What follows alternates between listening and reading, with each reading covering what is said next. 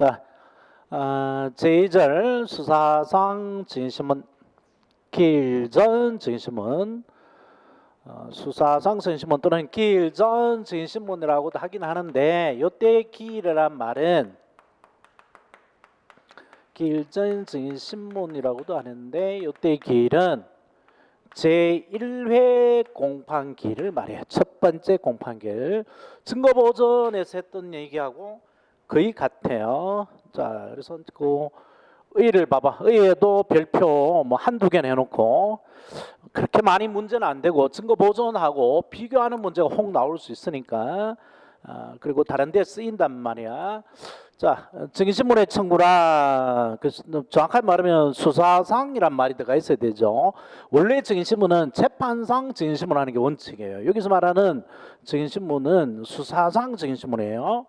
증인신문의 청구란 참고인 누가 참고인이 된다 그랬어요? 피해자, 목격자 이 사람들이 참고인이 되는데 이 참고인이 수사에 협조할 법적 의무가 있어 없어? 없잖아, 그지? 수사에 협조하지 않을 때 이 사람을 수사에 협조하도록 하기 위해서 참고를 증인으로 수사 과정에서 만들어 버리는 제도를 말해요.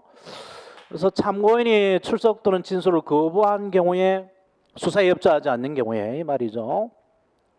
제1회 공판기일 전까지 아까 우리가 본 184호의 증거보전과 같죠? 검사의 청구예요. 검사의 청구예요. 판사가 증인신문하여 그 진술 증거를 수집 보존하는 제도를 말한다. 자, 다시 한번 읽죠. 증인신문의 청구란 참고인이 목격자 피해자가 출석 또는 진술을 거부하는 경우에 출석 또는 진술 거부하는 경우에 제1회 공판 전까지 검사의 청구예요. 증거보전 청구는 누구가 할 수 있었어? 증거보전 청구는 검사, 피의자, 피고인, 변호인이 가능했었죠, 그죠? 그래서 오히려 피의자, 피고인 쪽에서 하는 게 더 효율적인 거라 그랬죠. 더 적합한 제도입니다. 피의자, 피고인한테. 근데 검사의 청구예요. 검사만이에요. 검사만. 그래서 이거는 너무 과잉적인 겁니다. 그래서 검사의 편의를 위한 매우 위헌적인 제도일 수 있어요. 그리고 과거는 더 넓게 인정했었단 말이에요. 참고인의 출석을 거부하는 경우만 아니라 참고인의 진술을 거부하는 경우까지 다 포함이 됐었는데 이게 위헌적이고 검사의 편의를 위한 제도라는 지적이 있어서 계속 축소되어 오고 있습니다. 위헌 결정도 많이 생겼고요. 그래서 검사의 청구예요. 판사가 수임 판사, 지방 판사 똑같아요. 증거보전 똑같고 증인신문하여 수사상 증인신문은 증인신문 하나 말이죠. 하여 그 진술 증거를 수집 보존하는 제도를 말한다. 참고인에 대한 증인신문 판사에 의한 증인신문이라고도 한다. 그래서 이거는 제도의 취지가 참고인 조사가 이미 수사이기 때문에 참고인 출석이나 진술 의무가 없는데 그 참고인에게 출석과 진술을 강제할 필요가 있어서 마련된 제도입니다. 자, 증인신문 청구의 요건. 증인신문 청구의 요건.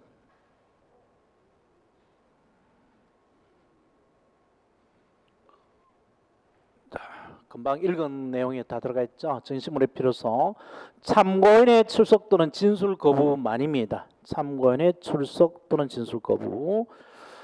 범죄 수사에 없어서는 안 될 사실을 안다고 명백히 인정되는 자가 성범죄의 경우에 사실 요즘 미투 얘기가 많이 나오지만 그렇게 미투라고 할 정도로 왜 처음부터 고소를 안 했냐 이게 또 문제죠. 사실은 뒤늦게 했다는 게 문제긴 한데 처음부터 용기를 내서 했다면 미투까지 할 필요가 없었는데 여자라는 그 피해자가 그런 용기라든가 이런 게 없기 때문에 그럴 수도 있는데 그 제도상 또는 실제 경찰 실무상 피해자한테 또 피해를 가하기 때문에 안 하는 수도 있어요. 그래서 그 미투라는 게 안 나오도록 하기 위해서 제도를 개선을 하고 이 사람들 수사 사람들의 그 마인드를 다시 고치는 것도 이런 것도 필요했을 거예요. 그래서 이 참고인의 출석 또는 진술 거부하는 게 수사에 협조하지 않는 이유가 성범죄의 경우에 피해자들이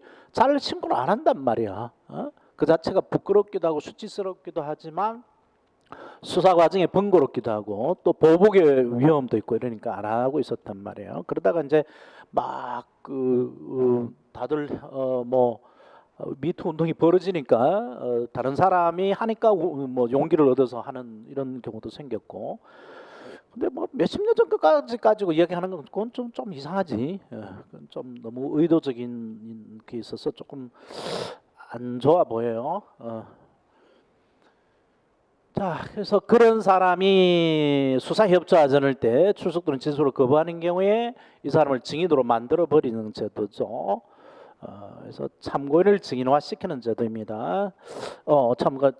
참고인 또는 출석 진술 거부지 진술범죄 염려는 아니에요. 진술범죄 염려 그 참고에 들어가 있고요. 자, 그다음에 제1의 공판기일 전이라는 점 똑같아요. 이 말은 수사본이 본격적으로 활동하기 전이라는 거죠. 증거 보존에서 하고 똑같은 거고 수임 판사한테 청구하는 거니까. 그다음에 증인신문의 절차로 넘어서 증인신문 청구를 해야 되고 청구권자는 검사만이었죠. 검사에 하나고 그 외에는 거의 비슷해요. 그래서 그 서면으로 그 사유를 소개해야 된다 똑같고요. 그다음에 청구에 대한 심사에서 지방판사가 결정을 해야 된다. 이 사람을 이 참고인을 증인으로 신문할 필요가 있나 없나 판단해야 되는데 요 기각 결정이 조금 다르죠. 별표 하나 해놓고요. 기각 결정. 증거 보전 청구의 기각 결정에 대해서는 3일 이내에 항고할 수 있었잖아요, 그지? 근데 수사한 증인 신문 청구의 기각 결정에 대해서는 각종 영장 청구에 대한 기각 결정과 똑같이 어떠한 방법으로도 상소에 의해서 불복할 수 있는 방법이 없어요. 이게 수임 판사의 재판에 대한 원칙이란 말이에요, 원칙. 그래서 그 증거 보존하고 혼동하지 마시고 그 나머지는 다 똑같습니다. 판사의 권한, 증인신문에 관해서 그 수서법원 또는 재판장과 같은 권한이 있다는 것 똑같고 그다음 당사자 참여권이 인정되는 것 똑같아졌어요. 즉 반대신문권 보장되는 것 똑같아요. 그래서 피고인 피의자한테 통제 증인신문에 참여할 수 있도록 해야 된다. 의무화되었다는 것 똑같고 그다음 증인신문의 조치가 조금 다르죠. 증거보전의 경우는 증거보전은 수임 판사가 하지만 판사가 압수해 놓은 뭐 CCTV라든가 증인신문 조서는 그 판사 소속 법원에 보관했었죠, 그죠? 그런데 요거는 달라요. 검사의 편의를 위한 제도니까 검사한테 보내줍니다.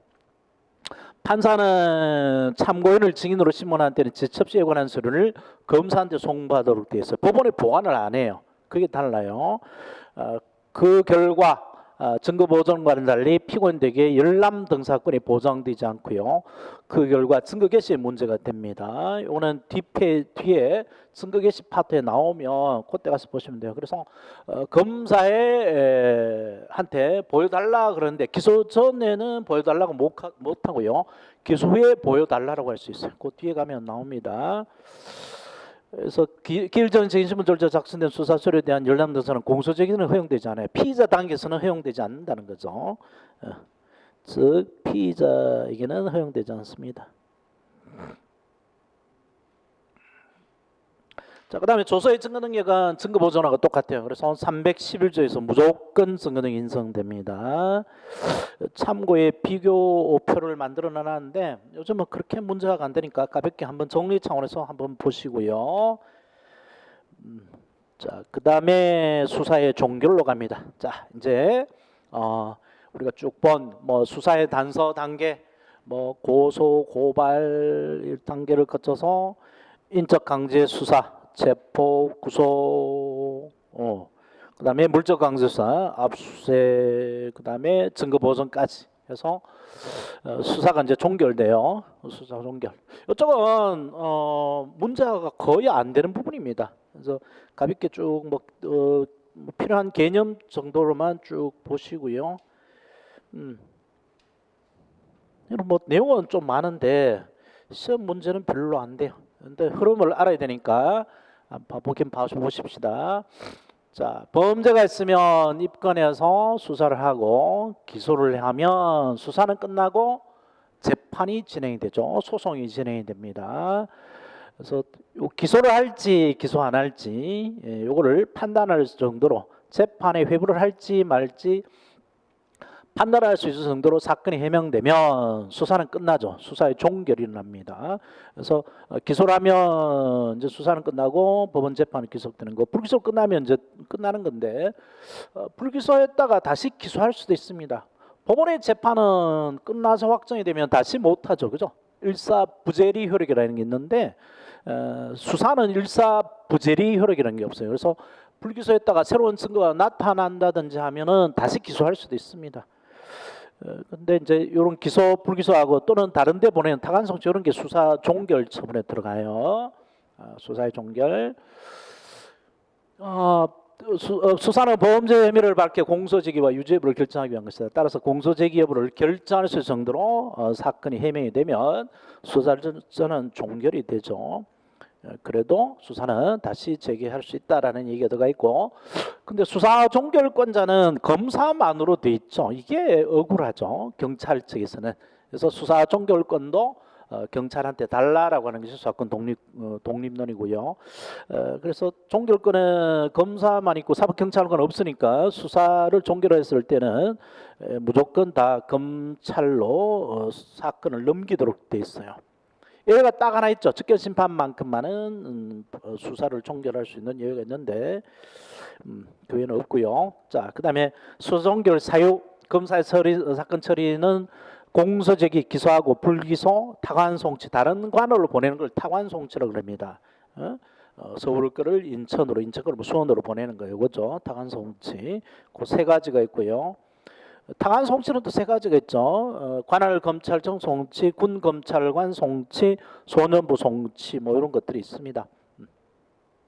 그다음에 수사 종결의 부수 처분, 구속 취소, 뭐 압수물 환부 등등등 있고, 수사 종결 처분의 통지 제도가 있어요. 이게 과거에는 시험에 조금 나오는데 지금은 거의 안 나와요. 어느 시험이든 거의 안 나오지만 상식적으로 좀 봐둬야 됩니다. 수사 종결의 통지. 제일 먼저 고소인들한테 통지를 줘야 돼요. 고소인한테 친고죄 고소인, 모욕죄라든가 뭐 사자매우선죄라든가 그런 것을 고발한 사람한테 그 수사를 어떻게 처리했다라는 걸 알려줘야 됩니다. 그래서 요거는 한번 봐두죠. 이거는 별표 하나 좀 해놓을까요? 그래도 수사 종결 처분의 통지는 문자는 잘 안 되지만 뒤에 그 피해자 쪽에서 한번 써요. 이게 검사가 공소를 제기하거나 기소하거나 제기하지 아니하는 처분, 불기소 처분하거나 또는 기소했다가 공소를 취소하거나, 공소 취소는 수사 종결 처분에는 안 들어가지만, 그다음에 타관송치를 한 때는 7일 이내에 서면으로 고소인 고발인에게 그 취지를 통지해야 된다. 근데 이거 아주 간단하게 통지합니다. 굉장히 성의 없이 하죠. A4 한 장도 아니고 엽서 한 장도 아니고 아주 간단하게 해요. 그 50페이지, 강의노트 50페이지에 그 그림이 들어가 있어요. 그거 좀 이따 보고. 그 다음에 공소를 제기하지 않은 처분, 즉 불기소 처분이 있을 때 청구가 있으면 7일의 서면으로 고소인 고발인에게 그 이유를 설명해야 됩니다. 취지 동지 동그라미 해놓고요. 오늘 매우 간단하게 하는데 이유는 요거는 길게 해야 되죠. 근데 그 이유를 일일이 다 설명하자면 수사하는 사람들한테 부담이 될 거니까 요거는 청구 있는 때 한단 말이에요. 왜 불기소 처분했는지 그거를 이유를 따질 때만 해줍니다. 자, 그 다음에 피의자한테도 알려줍니다. 검사는 불기소 처분하거나 타관송치를 한 때에는 요는 시간 제한 없죠. 즉시 피의자에게 그 취지를 통지해야 됩니다. 이유 뭐 설명할 필요까지는 없고요. 자, 요거 검사는 기소 처분한 때는 피의자에 통지해야 된다 이렇게 소개가 하는데, 기소했을 때는 법원에서 피고인한테, 이제 피고인으로 된 사람한테 그 공소장 부분을 송달해 주죠. 그래서 검사가 할 필요 없어요, 피고인한테. 자, 그다음에 피해자에 하는 거, 요거는 저 뒤에 피해자의 그 증인 신문 쪽에서 나옵니다. 그래서 특히 이건 조심하시고 그때 가서 다시 볼 거고요. 검사는 피해자 법정들이 신청했을 때 신청 동의해 놓고요. 신청했을 때는 당해 사건의 공소제기 여부, 피해자죠, 피해자가 가해자의 공소제기 여부, 공판이 장소, 당의 피의자, 피고인의 구속, 석방 등 구금에 관한 사실 등을 신속하게 통지해 드려야 되죠. 신속하게 통지해 줘야 됩니다. 자, 이런 것들. 자, 봐봐요. 취지 통지가 굉장히 간단하게 한다고요. 서울지방검찰청 성남지청 수신자 조태우이고 발신자 검사 오종열 돼 있고 제목 고소고발 사건 처분 결과 통지서 교화 고소 고발하신 사건 번호죠. 2012 형제 34016 사건에 대하여 아래 같이 처분했으면 공통자입니다. 피자명 이석채 수리죄명 노동조합 및 노동관계 존중법 위반. 그래서 노조를 방해했다 이거죠. 처분 죄명 노동조합 및 노동관계 존중법 위반. 처분 결과 혐의 없음 증거 불충분. 뭐 때문에 증거 불충분인지 아무 설명이 없죠. 한 문단 딱 이렇게 통지해요. 또 피사건 결과 처분 통지서 피자한테 보내는 거죠.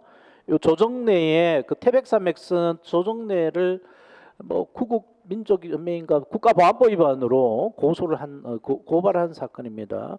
고발한 사건인데 그 피사건 조정래 씨한테 보낸 거죠. 혐의 없음, 증거 불충분 이렇게 해서 보냈어요.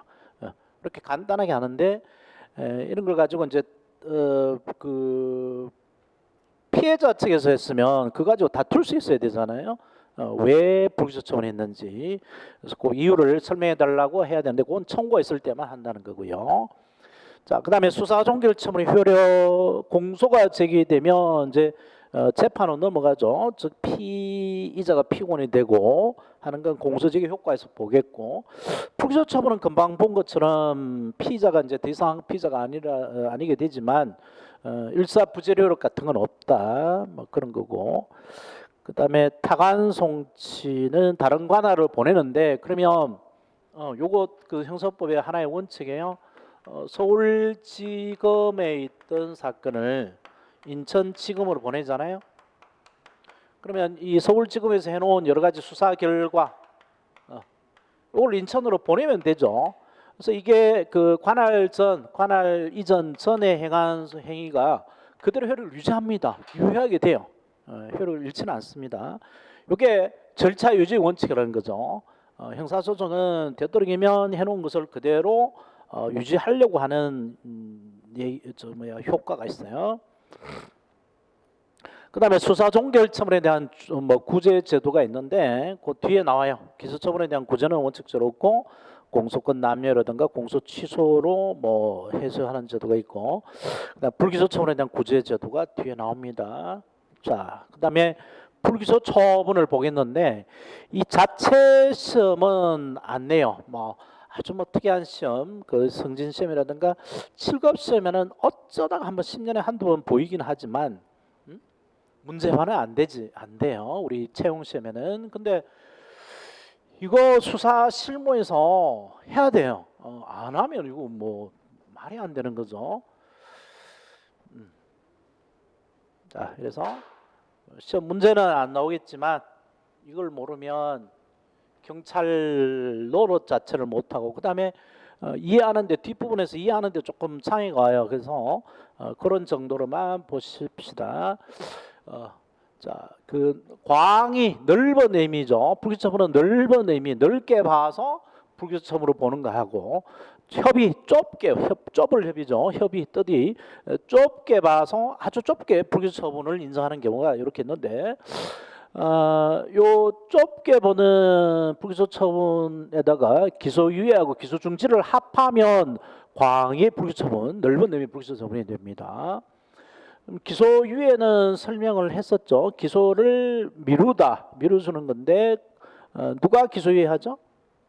검사가지, 그지? 검사가 봐주는 게 기소유예라고 그랬고 기소중지는 피의자를 어디 있는지 못 찾을 때, 소재 불명일 때, 그 다음에 참고인 중지도 같은 개념입니다. 피의자를 못 찾을 때 하는 게 기소중지고 참고인을 찾지 못할 때, 목격자 이런 사람을 찾지 못할 때, 소재 불명일 때 참고인 중지를 해요. 기소에는 검사가 봐주는 건데 기소할 수도 있는 그걸 뒤집어 기소할 수도 있죠. 자, 그다음에 이제 좁은 의미의 불기소 처분이 세 개죠. 혐의 없음, 죄가 안 됨, 공소권 없음. 혐의 없음, 죄가 안 됨, 공소권 없음. 이 세 가지가 뭘 의미하는지를 이해를 해둬야 돼요. 혐의 없음 이런 증거가 하나도 없다는 거죠. 증거 불충분이라고도 해요. 혐의 없음. 그래서 아예 이제 이걸 상세히 설명할 텐데 그런 거 죄가 안 되면 혐의는 있지만 혐의는 있고 증거도 있지만 뭐 위법성 조각사에 해당한다든지 해서 없어지는 경우, 공소권 없음 이런 경우는 고소권 뭐 혐의도 있고 죄도 되지만 피해자가 고소를 안 했다든지 친고죄 그런 경우죠. 또는 뭐 공소시효가 이미 완성이 됐다든지 이런 경우에 하는 게 협의의 불기소처분입니다. 자, 이제 구체적으로 한번 봐보죠. 그래서 협의의 불기소처분이 요 세 가지단 말이에요. 혐의 없음, 죄가 안 된 공소권 없음 요 세 가지인데, 이걸 제대로 하려면 형법 지식이 필요해요. 형법 지식. 형법에 범죄 성립 요건이 있잖아요. 형법 250조의 살인죄는 사람을 살해한 자, 이게 범죄 성립 요건이죠. 사람을 살해한 자는 사형, 무기, 5년의 징역에 처한다 해서 법정력이 이렇게 돼 있는 거고, 그래서 범죄 성립 요건은 무엇보다도 사람을 살해한 자라고 하는 형법의 범죄 구성 요건, 줄여서 구성 요건을 그러죠, 그죠? 이 구성 요건에 해당해야 됩니다. 범죄가 성립되려면. 범죄 성립 요건이라는 말은 범죄가 성립하기 위해서 필요한 조건 이 말이죠. 범죄가 성립하기 위해서 필요한 조건. 그래서 먼저 구성 요건 해당성이 있어야 됩니다. 사람을 살해한 자에 들어가야 된단 말이야. 사람을 살해한 자. 그래서 이미 죽은 사람을 또 죽일 수는 없죠. 부관 참생하면 그 살인죄가 안 되잖아. 이미 사람이 죽었기 때문에. 그다음에 살해한 자에 들어가야 되죠. 살해한 자. 그래서 뭐 죽으라고 계속 기도를 하거나 분신사바 해가지고 죽인 거, 이거는 뭐 사람을 살해한 자 안 들어가죠. 근데 사형, 뭐 우리나라는 사형 집행이 안 되는데 일본은 사형 집행을 아직까지 해요. 우리나라는 거의 이제 근 20년 동안 사형 집행을 하고 사형 선고는 하죠. 이번에 무슨 영화기야, 이영학이 사형 선고를 했잖아요. 1심에서. 그죠? 이거는 도저히 무기징역으로 안 된다. 그러면 사형 집행은 안 하는데 사형은 선고를 하고, 이거하고 무기징역하고 다른 점이 뭐냐? 집행 없는 사형 선고하고 무기징역하고 차이가 뭐냐면, 무기징역은 20년이 지나면 가석방이 가능해요. 사형 선고하는 이유는 사형을 집행은 안 하지만 가석방조차 못되게 막아버리는 거죠. 그리고 무기징역 받으면 귀휴라는 게 인정이 됩니다. 그러니까 귀휴제도가 있어서 가끔 휴가를 나와요. 교도소에 있던 사람이 휴가를 나오는데, 사형의 경우는 그런 게 없단 말이에요. 귀휴제도가 없으니까 아예 이 세상 밖에 못 나가게 완전히 봉쇄할 수 있다는 거죠. 그래서 판사들이 가끔 아주 나쁜 놈들한테는 사형을 선고하는 거죠. 몇 년에 한 번씩. 사형 제도가 거의 뭐 폐지가 돼 있지만, 그래서 이거를 사형 제도 자체를 없애고 이런 가석방이나 기유 없는 무기징역 제도를 만들자라고 하는 것이 사형 폐지론자들의 주장이고요. 근데 저는 사형 찬성론자고 사형 집행해야 된다 봐요. 의미 없는 생활을 계속 할 필요가 없죠. 오히려 그게 몰라, 고통은 더 고통스러울지 모르겠는데 살아서 교도소 생활을 계속 해야 된다는 게 죽는 게 더 편할 수도 있죠. 뭐 그거는 서로 비교 못 하는데, 하여튼 그 자체 범죄 자체를 보면 사형을 집행해야 될 것 같고, 자, 그래서 사형 사형수를 사형 집행하는 것도 이게 살인죄 구성 요건에 해당하는 문제인데 해당하죠. 사람 사형수도 사람이 들어가니까요. 그래서 사형수를 살해한 교도관도 사람을 살해한 자에 들어갑니다. 그래서 그걸 법대로 그대로 적용하면 사형을 집행한 교도관도 또 살인죄를 범하니까 또 사형에 처해야 되고, 그 교도관을 사형 집행한 교도관도 또 사형을 해야 되고, 이렇게 계속 다 죽여야 되니까 만든 개념이 있죠. 그래서 이런 범죄 구성에 해당하더라도 그 살해 행위가 전체 법 질서에 비춰서 위법해야지만 범죄가 성립한다라는 논리를 만들었죠. 그래서 사형수를 집행한 교도관도 살인죄 구성 요건 해당성은 있지만 법령에 따라서 법이 시키는 대로 했기 때문에 위법하지는 않죠. 그래서 사형 집행한 교도관은 살인죄가 성립되지는 않는 겁니다. 위법성이 조각이 되죠. 그다음에 또 우리 형법은 사람을 살해한 자라도 자기가 사람을 살해할지 안 할지 판단할 능력이 있는 사람만 살해했을 때 이렇게 처벌하지, 자기를 자기 스스로 컨트롤할 능력 없는 사람은 자기 행위를 자제를 못하기 때문에 범죄인으로 처벌하지 않습니다. 즉 그 살인죄를 성립을 하지 않는 거죠. 그래서 그 개념이 자기가 자기를 컨트롤할 수 있는 능력 개념이 바로 책임이죠. 책임. 그래서 요 세 가지가 범죄 성립 요건이단 말이에요. 형법에서 많이 했죠. 구성의 해당성, 위법성, 책임, 세 가지고 이게 각각 그 깨지는 게 있죠. 조각사유들. 정당행위, 금방 본 법령행위 한 얘기 같이 정당행위, 정당방위, 긴급피난, 긴급피난. 그 다음에 책임 조각사유, 책임 무능력, 심신상실, 뭐 강요된 행위 이런 것들이 그 위법성 조각사유나 책임 조각사유에 해당하죠. 자, 그 다음에 이러한 범죄가 성립되었다 하더라도 처벌되기 위해서는 다시 처벌 조건이라는 게 필요한데 두 가지가 있죠. 주관적 처벌 조건, 객관적 처벌 조건이고, 형법에서는 주관적 처벌 조건이라는 말은 잘 안 쓸 거예요. 거꾸로 인적 처벌 조각 사유라는 말을 많이 쓸 거고, 인적 처벌 조각 사유는 우리가 많이 하는 친족 상도례죠. 친족 상도례. 그다음에 국회의원의 면책 특권 이런 것들이 인적 처벌 조각 사유에 들어가죠. 친족 상도례, 아버지의 물건을 아들이 훔쳤다. 집 나간 가출한 중학생 아들이 중학생 아들은 책임 조각 될 수 있나? 뭐 고등학생 아들이 아버지가 운영하는 금은방에 가서 금은 물건을 훔쳤다. 그래도 그 새끼 때려 죽이고 싶지만 형사 처벌을 못하죠. 형을 면제하죠, 그죠? 그래서 그게 처벌 조건에 해당하고, 그다음 객관적 처벌 조건은 공무원이 되기 전에 미리 뇌물을 받아 처먹으면 그 사전 수뢰죄가 되는데, 사전 수뢰죄는 성립됐지만 처벌되기 위해서는 공무원이 되어야 되고요. 만약에 공무원이 안 되면 어떻게 해야 돼요? 무죄가 되나 아니면 형을 면제하기만 하나? 이미 범죄는 성립되었죠, 그죠? 범죄는 성립되었고 유죄는 되지만 처벌 조건이 없기 때문에 형만 면제해 줄 뿐이죠, 그죠? 그다음에 아버지 물건 훔친 아들도 범죄는 성립됐지, 절도죄는 되지, 절도죄는 되지만 처벌만 면하니까 형벌만 형 면제 판결을 할 뿐입니다. 그다음에 파산 선고의 확정, 파산 선고, 파산 선고 이거 많이 쓰이는데 빚이, 그러니까 부채지, 부채가 자산보다 많을 때 이 빚을 감당을 못 해낼 때 뭐 이상민이 같은 애들은 파산을 신청해 버리죠. 파산. 그러면 이 빚을 다 털어내게 됩니다. 이상민은 파산 신청했나? 안 하고 그냥 스스로 갖고 있죠. 그래서 파산 신청해 버리면은 일단 사회적 사망자가 되죠. 그래서 자기 이름으로 된 예금 이런 거 다 스톱되고 나중에 이제 갱생 절차로 넘어가는데 뭐 선거권, 피선거권 다 없어져 버리죠. 사회적 사망자가 됩니다. 파산되면. 그래서 이제 빚을 다 털어내고 몇 년 후에 다시 이제 그걸 되살리는, 사회적으로 되살려 주는 제도가 필요한데 그게 이제 갱생 제도죠. 갱생 제도.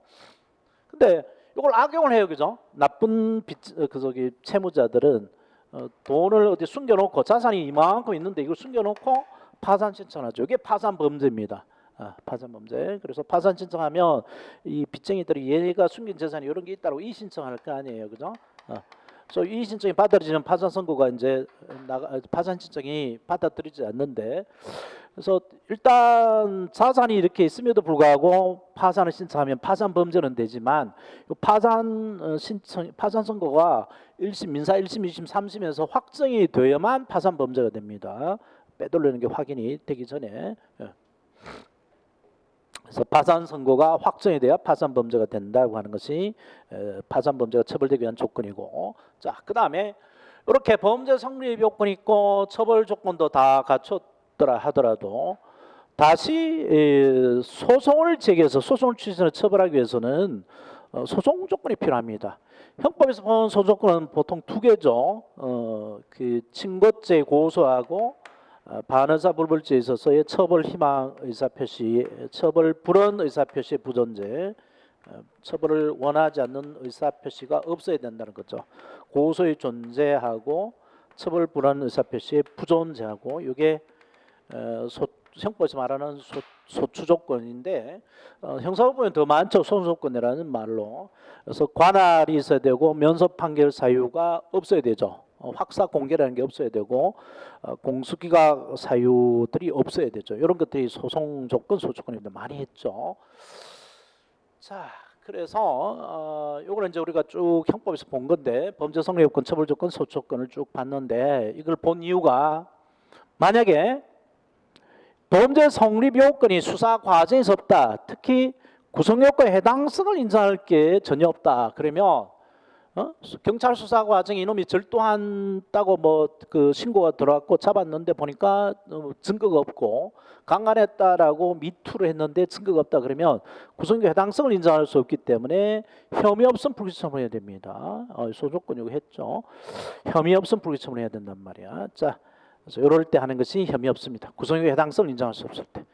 범죄가 아예 안 되거나 범죄가 되더라도 그 범죄를 확인할 증거가 없을 때 하는 것이 혐의 없음 불기소 처분이고, 일단 범죄가 성립되었다 하더라도 정당 방위, 정당 행위 또는 책임 무능력, 심신상실 상태, 즉 책임 조각, 위부성 조각선의 책임 조각 사유가 있을 때 하는 것이 바로 죄가 안 된 불기소 처분입니다. 죄가 안 된 불기소 처분. 그래서 뭐 절도한 놈을 잡고 보니까 아직 14세가 안 돼서 중학교 뭐 1학년, 2학년이야. 그럼 걔는 소년법상 보호처분을 내릴전정 형사형벌을 못 가죠, 그죠? 그래서 그때 하는 것이 바로 죄가 안 된 불기소 처분입니다. 그다음에 정당 방위로 뭐 했다든가 이러면은 죄가 안 된 불기소 처분하고요. 자, 그다음에 마지막으로 처벌 조건이나 소추 조건이 없다. 이럴 때 하는 것이 바로 공소권 없음 불기소 처분입니다. 그래서 협의에서 불기소 처분은 혐의 없음, 죄가 안 되면 공소권 없음인데 혐의 없으면 구성에 해당성이 없을 때, 죄가 안 되면 위법성 조각산에 책임 조각사 있을 때,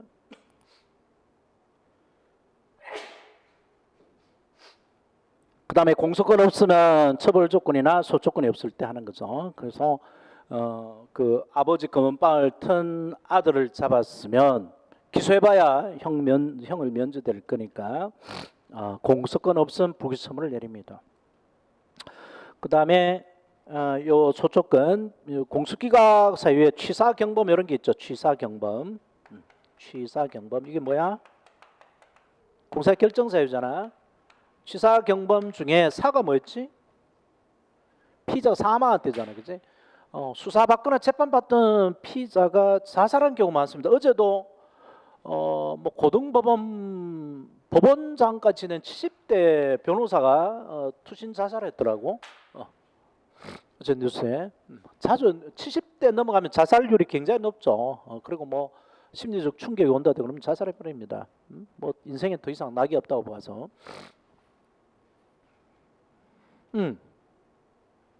그래서 피의자가 자살해 버리면 바로 공소권 없음 불기소 처분을 냅니다. 그런 거 기초적으로 알아두시고요. 자, 책에 가서 확인해 보죠. 혐의 없음부터 협의의 불기소 처분. 혐의 없음, 무혐의라고도 해요. 혐의 없음. 피사실이 인정되지 아니하거나 피사실을 인정할 만한 충분한 증거 없는 경우 또는 피사실이 범죄를 구성하지 않은 경우다. 그래서 증거 불충분, 범죄 불성립 두 가지가 있죠. 증거 불충분 또는 범죄 불성립.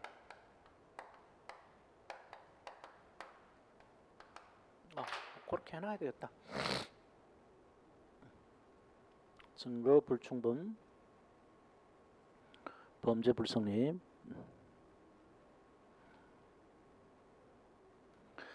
즉 피사건에 대하여 공소를 책임에 충분한 객관적 의미가 없는 경우이다. 자, 그 다음에 죄가 안 됨. 아니 내가 좀 뭘 말한 거야? 범죄 불성립은 참 뒤에 있지. 잘못했다. 죄가 안 되면 범죄 불성립으로 그러지. 그래서 증거 불충분이 아니고 범죄를 구성하지 않는 경우 범죄 불성립이라고 해야 되나? 아니 이거 제가 자꾸 혼동하네. 증거 불충분. 이걸 뭐라고 말해야 했지? 증거 불충분이고 자꾸 이렇게 헷갈리네. 피의자실 범죄를 구성하지 않는 경우. 이걸 자꾸 범죄 불성립이라고 착각한다고. 자, 뒤에 보면 바로 밑에 나오네요. 죄가 안 된 범죄 불성립. 피사실이 범죄 구성 요건에 해당하나 법률상 범죄 성립을 조항하는 이유에 있어서 범죄를 구성하지 않는 경우다. 그래서 위에 그냥 범죄를 구성하지 않는 경우, 요거 때문에 자꾸 헷갈리죠. 범죄를 구성하지 않는 경우. 요때 범죄 불성립으로 그러지. 위에도 범죄 불성립은 범죄 불성립이긴 한데 아래하고 혼동하지 마시고요. 그래서 위법성 조각사나 책임자격서에 있는 경우가 대표적이다. 그다음에 공소권 없음, 형이 면제되거나 소속권이 결여된 경우다. 그 뒤에 넘겨보면 심화에 나오죠. 그래서 그 면소 판결 사유, 뭐 공수기각 판결 결정 사유에 해당되는 것들입니다. 자, 그다음에 각하 처분도 있어요. 각하. 각하. 요거 이제 형사소송 법에는 없고요. 각하 처분이라는 게. 요 개념을 알아둬야 되는데 원래 그 각 민사에 보면 각하하고 기각을 구별해요. 각하하고 기각. 둘 다 이제 각자가 물리칠 각이야. 물리칠 각. 적군을 물리쳤다. 근데 하가 아래 하죠. 아래로 물리쳤다. 그래서 옛날 같으면 그 임금의 그 상소문을 썼는데 임금의 상에 이렇게 올라갔는데 상에 올려져 있는 상소문을 그냥 야 갖고 가 이 새끼야 그러고 내버린 거, 이런 개념이 각하야. 내버려, 밑으로 내버려. 기각은 이게 버릴기예요. 버릴기.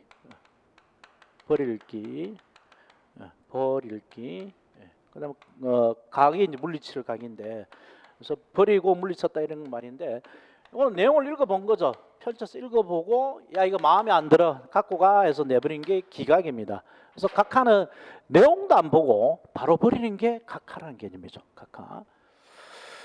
근데 우리 형사 민사에는 각하 기각이 있는데 형사에서는 기각만 있죠. 기각만. 그죠?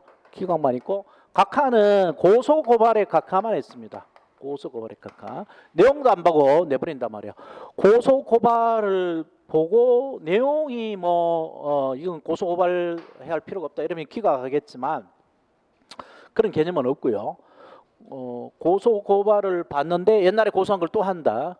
불기소 처분이 난 사건을 계속 고발한다. 그래서 고소 고발이 남용이 있을 때 내용을 안 보고 바로 그냥 종결하는 것이 각하입니다. 각하. 각하도 넓은 의미의 불기소 처분에 들어가는 거고요. 자, 그다음에 기소유예, 공소보류. 기소유예는 봤죠? 피사실은 인정되지만, 그래서 소송조건도 인정이 되지만 검사의 재량으로 공소를 제기하지 않는 경우 기소유예고요. 국가보안법상 공소보류하고 유사하지만 조금 다르긴 합니다. 그것까지 잘 알 필요 없고, 그다음 기소중지와 참고인 중지 언제 하는지만 아시면 돼요. 피의자 소재불명, 참고리 소재불명 할 때 그 찾을 때까지만 중지합니다. 그래서 나중에 피의자를 찾으면 수사는 이제 제기되는 거죠.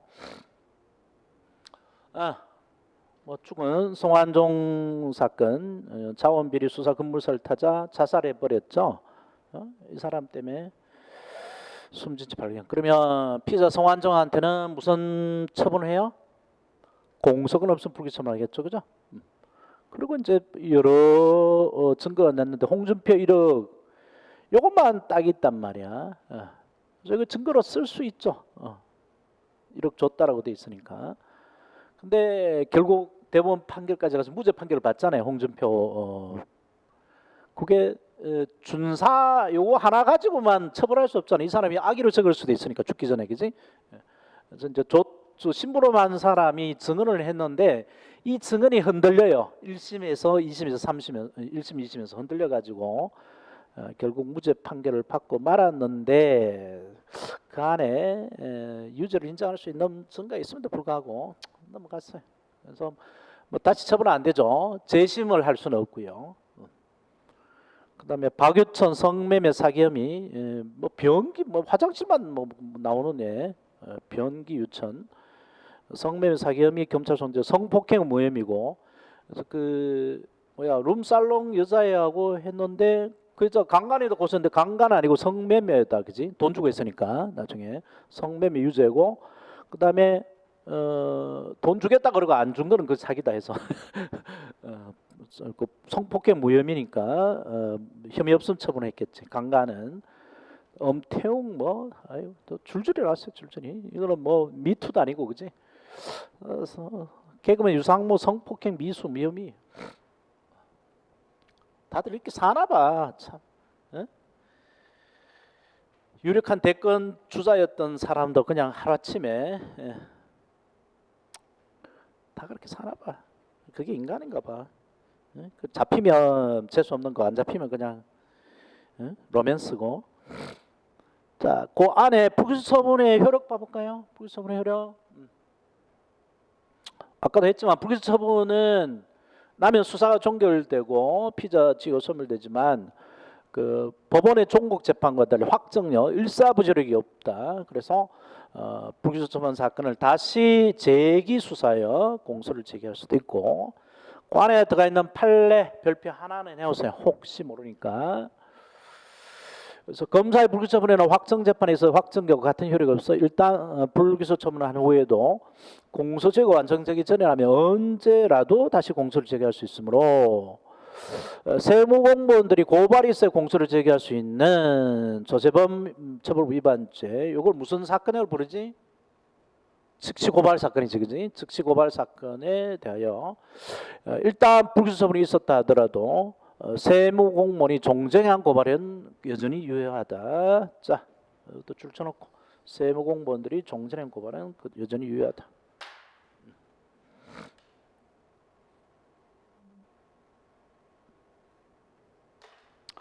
따라서 나중에 공소를 제기하면서 세무공무원 등의 새로운 고발이 있어야 하는 것은 아니다. 옛날에 고발해 놓은 것이 불기소 처분이 났다 하더라도 그 고발까지 다 효력이 없어지는 게 아니란 말이야. 그래서 나중에 다시 마음을 바꿔서 기소를 할 때에 고발을 새로 받아야 되는 게 아니라는 거죠. 자, 그래서 이게 불기소 처분이 나면 이게 뭔 대본이냐 하니까 4대강 사업자 책임자 검찰에서 2015년 이제 MB 퇴임하면서 박근혜 정부에서 조사했지. 4대강 사업 책임자 불기소 처분을 내렸습니다. 강을 망쳐 혈세를 낭비한 책임 어디로 가는 것을 불기소 처분에 대해서 이제 불복을 하는 거죠. 기소하라라고. 증거 충분 혐의 있음 이명벌 기소하라. 이거 이제 법적으로 따진 거지, 그지? 혐의 없지 않은 혐의 증거도 있고 혐의도 있으면 기소하라 그러는데 기소 안 할 수도 있는 권한이 있지, 그지? 기소유예 권한이 있으니까 기소유예 처분을 안 했는데 그래서 따진 거지. 지금 일단 14일 날 이명박 검찰에 출석하러 가는데 일단 그 100억 뇌물 먹은 걸로 일단 부르죠. 이제 잡아놓고 이제 두들기 시작하면 어마어마하게 나올 거야, 그지? 먹은 돈이 몇 조가 넘는다는 소문이 있는데 그뿐만 아니라 저것도 하면서 뭐 먹은 돈이 어마어마하겠죠. 4대강 하면서. 자, 그래서 그러한 불기소 처분에 대해서 구제를 하는데 가해자를 불기소 처분하면 피해자 쪽에서 억울하니까 불복을 하겠죠. 그래서 세 가지 불복 방법이 있는데 일단 요거 별표 하나 해놓으세요. 불기소 처분은 행정부에 소속된 검사에서 행해지는 처분이지만 통상의 행정 불복 방법인 행정심판이나 행정소송에 의한 불복은 인정되지 않습니다. 행정심판은 행정부 내에서의 재판이죠. 행정소송은 행정부 내가 아니고 법원에 의한 재판인데 서울 같은 서울행정법원, 지방 같으면 고등법원에서 하는 건데 이게 인정 안 돼. 왜냐하면 우리가 곧 보겠지만 검찰 항고가 특별행정심판으로의 성격을 띠는 검찰 항고가 있습니다. 그 다음에 행정소송을 할 게 아니고 고등법원에 재정신청을 하면 됩니다. 그래서 행정소송 대신에 재정신청이 확실한 제도니까 이러한 특별한 구제 방법이 따로 마련되어 있기 때문에 행정심판, 행정소송을 할 필요는 없다는 거죠. 그래서 그 밑에 그 얘기를 적어놨어요. 책에는 후술할 검찰항고와 특별행정심판의 성질을 가지고 재정신청은 행정소송과 유사한 성격을 가지기 때문에 그 제도로 하면 된다는 거죠. 그래서 이제 세 가지 제도가 뒤에 설명이 돼 있는데 이 자체도 요즘에는 시험에 안 나와요. 근데 뒤에 재정 신청은 아주 중요합니다. 그래서 그 세 가지 제도를 비교하라라고 해서 비교하고 개념을 잡는 의미에서 넣어놨어요. 그래서 검찰한 거 해보고 안 되면 재정 신청하고 안 되면 안 되면 끝나죠. 재정 신청 해보고 끝나는데 이 검찰항고 개념을 잘 못 잡더라고. 검찰항고 제항고 하는데 초보자들이 이거를 자꾸 그 법원 재판에 대한 항고 제항하고 혼동을 해요. 혼동을 해요. 그래서 검찰항고 개념을 잘 잡으세요.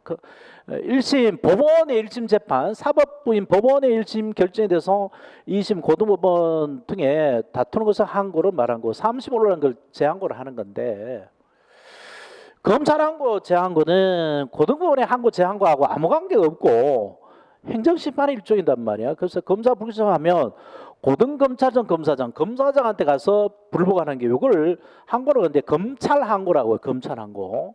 그걸 빼고 이제 항고라고 하기도 하는데 이거 그 일반 법원 재판의 항고하고 아무 관계 없습니다. 이름만 비슷할 뿐이고요.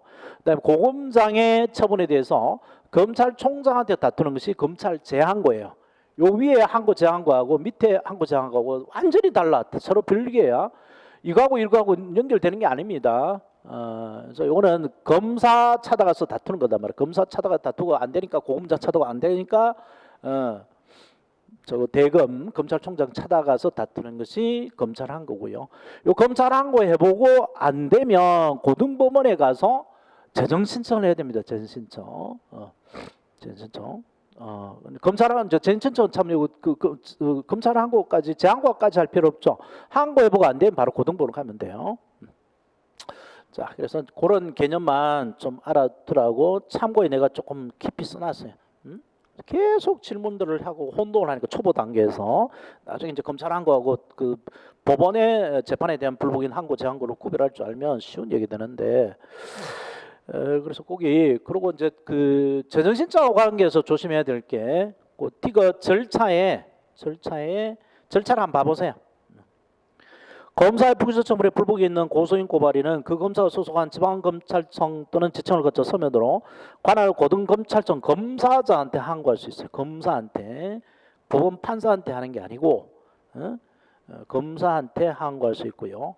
그 다음에 항고를 한 자는 항고를 격하는 처분에 불복하거나 항고를 한 날부터 3일 날부터 항고에 대한 처분이 행하지 아니하고 3개월의 경우한테는 그 검사가 소속하는 고등검찰청을 거쳐 서면으로 검찰총장에 재항고할 수 있다. 이게 검찰 재항고고요. 그 다음에 별표를 해두세요. 별표를 한두 개나 하나. 이거 뒤에 쓰입니다. 재항고를 할 수 있는 항고를 한 자에는 재정 신청을 한 자는 제외된다. 제외된다. 왜 그러냐면 뒤에 항고를 한 자가 재항고를 할 필요 없이 바로 재정을 신청할 수 있으면 되는데 요거 관련 페이지를 말씀을 드릴게요. 관련 페이지 재정 신청 쪽에 있어요. 곧 오늘 아마 할 것 같은데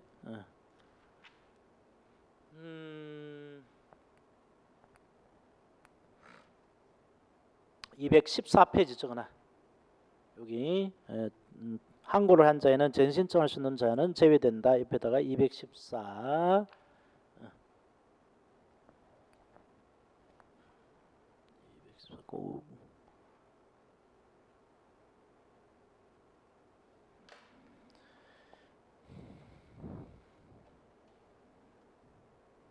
근데 이 항고가 거의 의미가 없습니다. 왜냐하면 밑에 검사한 것을 위에 검사가 시정을 잘 안 해주죠. 거의 안 해줘요.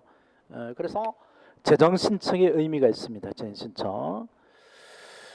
그걸 제대로 받아주면 고등검찰 검사장이 항고가 이후 있다고 인정하면 검사로 하여금 불기소 처분을 직접 경정하게 할 수 있고 근데 다시 기소하라고 명령을 내릴 수 있죠. 근데 그런 일을 잘 안 한다고요. 거의 열에 한둘도 안 됩니다. 100에 한둘 될까 말까. 그래서 나온 게 바로 재정 신청입니다. 재정 신청. 재판으로 정해달라는 신청을 하는 거죠. 검사의 불기소 처분이 옳은지 그른지 재판으로 정해달라라고 신청하는데 어디 가서 하느냐? 고등법원에 가서 합니다. 고등법원에. 고등법원에.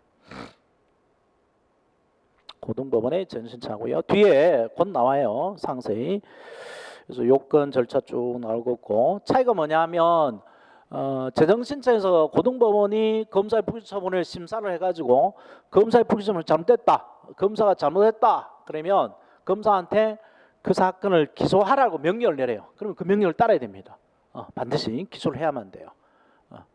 그 다음에 이제 헌법 소원이 나오는데, 문제는 거의 안 되는데 그 알아두셔야 돼요. 개념을. 헌법 소원. 지금 다시 그 개헌 논의가 이루어지고 있는데요.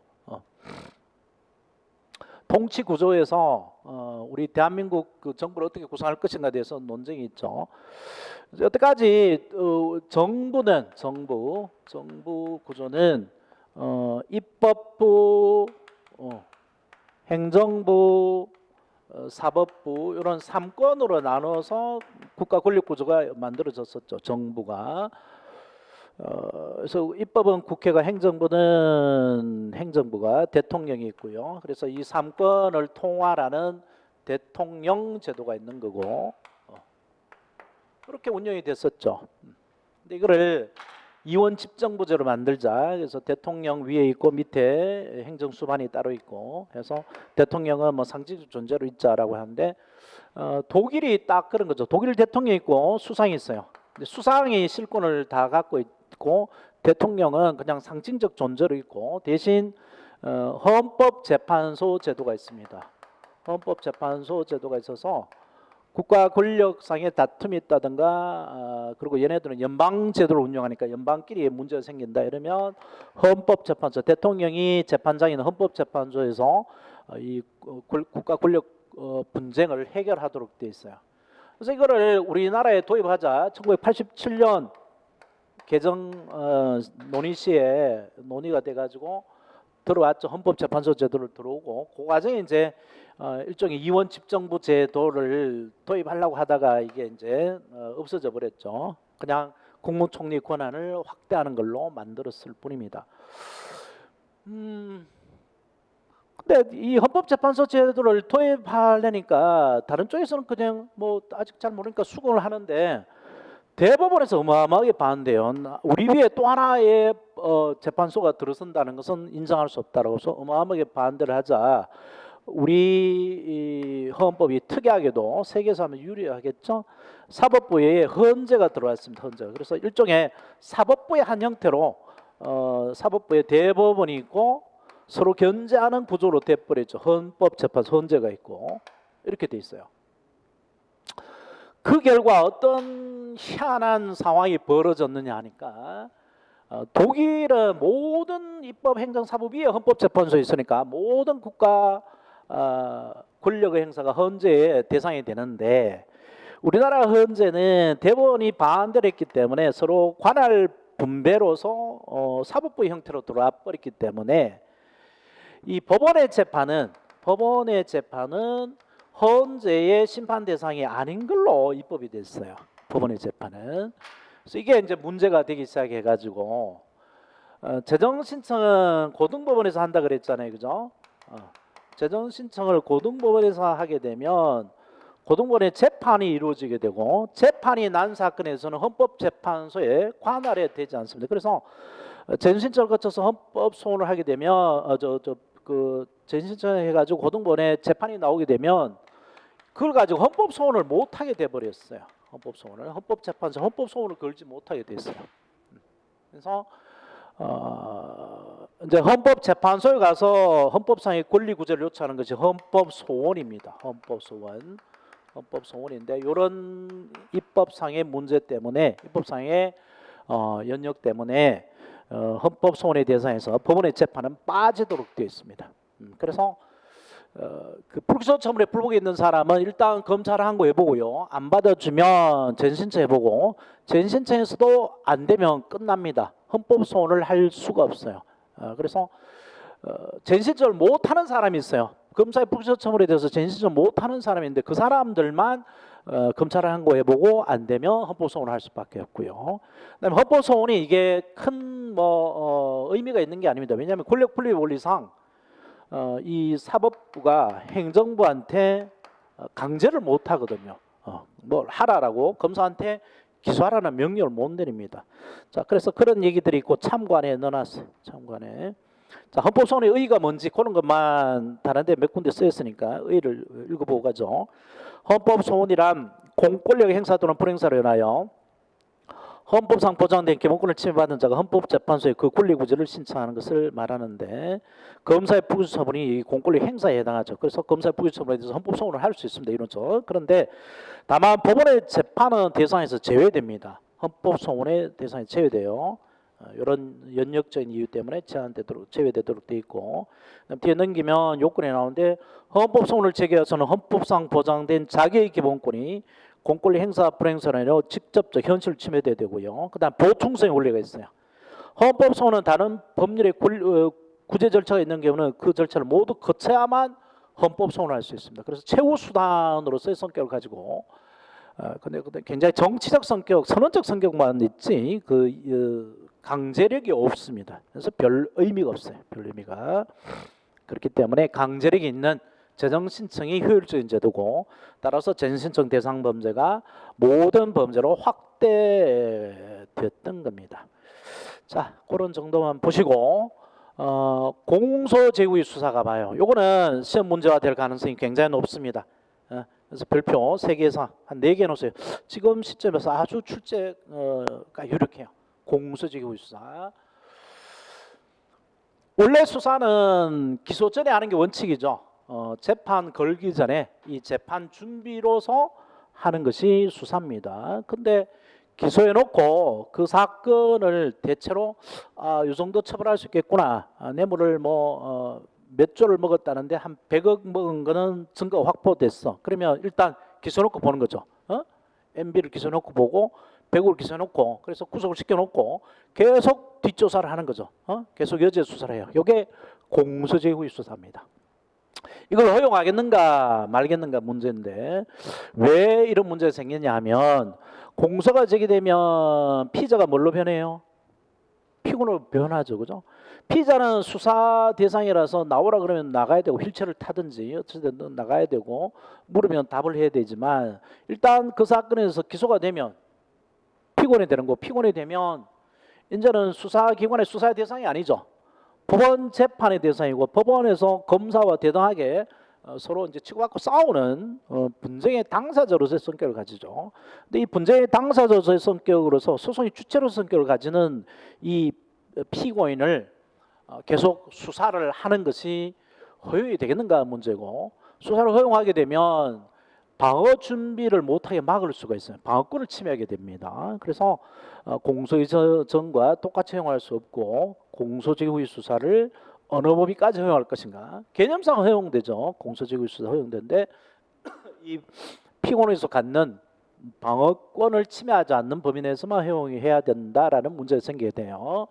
그래서 공소제기의 수사는 이렇게 나눠 생각하면 됩니다. 공소제기 후에 임의 수사하고 공소제기 후에 강제 수사로 나눠 보면 돼요. 가이노트 52페이지에 판사가 돼 있어요. 근데 임의 소환은 다시 우리가 몇 가지 봤죠. 제일 먼저 피의자를 불러오는 거 있죠. 피의자 신문인데 이제 피고로 바뀌었으니까 피고인 신문. 법정에서는 피고인 신문이 아니고요. 검사가 피고를 불러다가 검사실을 불러다가 하는 신문이에요. 그다음 목격자 피해자를 조사하는 참고인 조사 전문가한테 부탁하는 감정 위촉 이런 것들이 임의수사고요. 강제수사는 체포구속 이런 거였죠. 압수수색 검증 이런 강제수사였습니다. 이런 것을 공소제기 후에도 허용하겠는가, 허용할 수 있는가가 문제인데 논쟁들이 있습니다. 특히 피고인 신문에 논쟁이 있죠. 피고인 신문에 된다 안 된다 논쟁이 있습니다. 피고인 신문이 된다는 것은 우리나라의 그 구속기간이 비교적 짧으니까 일단 공소를 유지할 만큼 증거가 확보되고 혐의가 확보되면 기소를 한 다음에 계속 피고인을 신문할 필요가 있기 때문에 허용한다는 거고 이게 판례입니다. 그다음에 피고인 신문을 허용하지 않는다는 것이 피고인을 보호하고자 하는 학자들의 주장이죠. 통설의 주장이고요. 다수설의 주장입니다. 그 결과 피고인 신문 조서의 증거 능력을 긍정하는 것이 판례고 부정하는 것이 다수설입니다. 그다음 참고인 조사 감정 위촉은 피고인의 방어권의 침해, 소송 추천의 침해하고 관계없기 때문에 허용해요. 하는데 문제가 번복 진술 조서의 증거 능력은 허용하지 않습니다. 즉 참고인 조사해가지고 조사했던 사람을 이제 증인으로 증언하자. 그 증인 피고인한테 유리한 증언을 한 사람을 검사가 불러와가지고 법정 증언을 뒤집는 번복 진술 조서를 써내는 거죠. 요거를 내는 관행이 있었는데 요거를 증거를 못 쓰게 한다는 겁니다. 그래서 참고인 조사는 허용되지만 참고인 조사의 결과 진술 조서도 원래 증거로 쓰겠지만 법정 증언을 번복한 번복 진술 조서는 증거로 사용하지 않는다는 게 판례입니다. 그 왜 그런지 이게 이제 중요하죠. 이런 것들이 중요해요. 네, 감정 위촉은 뭐 몇 가지 있는데 나중에 요 책에서 보고요.